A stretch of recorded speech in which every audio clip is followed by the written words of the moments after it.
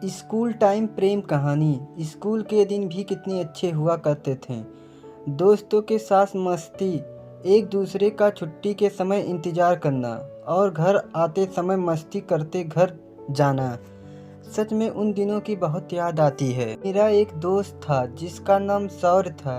सौर पढ़ाई लिखाई में होशियार था। वो एक गरीब घर से था, देखने में भी बहुत सुंदर। हर समय पढ़ते रहना उसे अच्छा लगता था और स्कूल के शिक्षक भी सौर को पढ़ता हुआ देखकर बहुत खुश होते थे।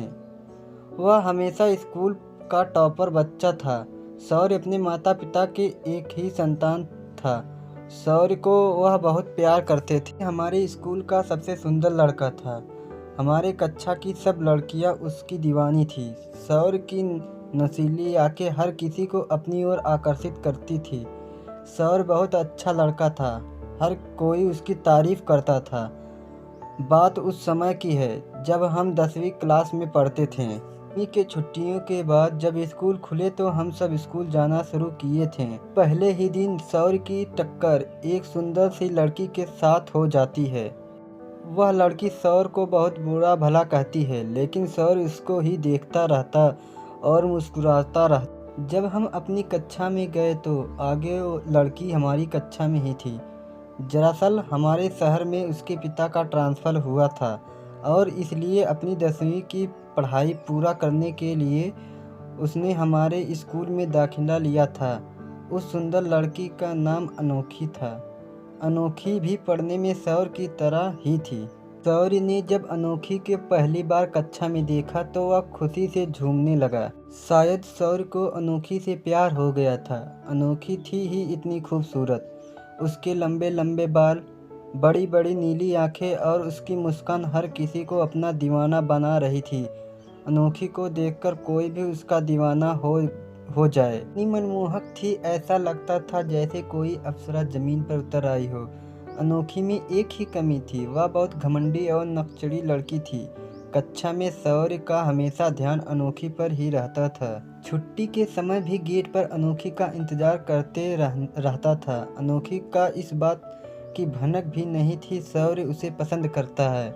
एक दिन जब सौर के दोस्त ने उसे मजबूर किया कि वह जाकर अनोखी को प्रपोज करे और सौर भी बहुत हिम्मत जुटाकर अनोखी के सामने जाकर खड़ा हो गया और उसके सामने दोस्तों प्रस्ताव रखा। लेकिन अनोखी बहुत ही गुस्से से बोली कि मैं तुम जैसे मिडिल क्लास लड़कों से नफरत करती हूँ, और एक कहकर वह वहाँ से चली गई। सौर एकदम टूट गया, वह चुपचाप रहने लगा था।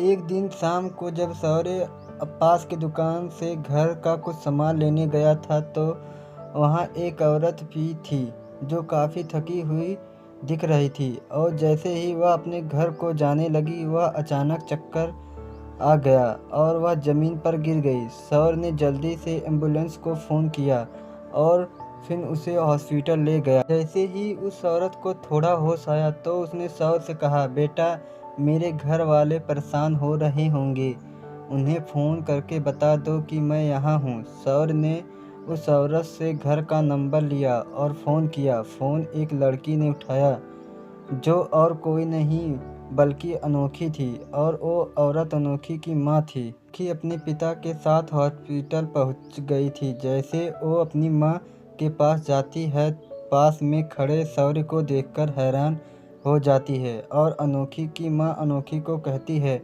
अगर ये आज लड़का नहीं होता शायद मैं आपके साथ नहीं होती। माँ की यह बात सुनकर अनोखी रो पड़ी। सौर अनोखी के माता पिता को प्रणाम करते घर वापिस आ जाता है। दूसरे दिन जब सौर स्कूल में पहुंचता है तो अनोखी गेट पर उसका इंतज़ार कर रही होती है।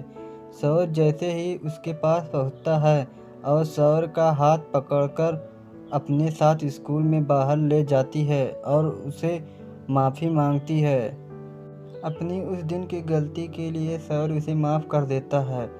आज अनोखी उसे प्रपोज करती है और सौर यहाँ कर उसे अपने गले से लगा लेता है और दोनों एक दूसरे का हाथ पकड़कर स्कूल में जाते हैं। तो आपको स्टोरी कैसे लगी? अगर स्टोरी अच्छी लगी हो तो वीडियो को लाइक करें, चैनल को सब्सक्राइब करें और कमेंट करना ना भूलें। वीडियो देखने के लिए शुक्रिया दोस्तों।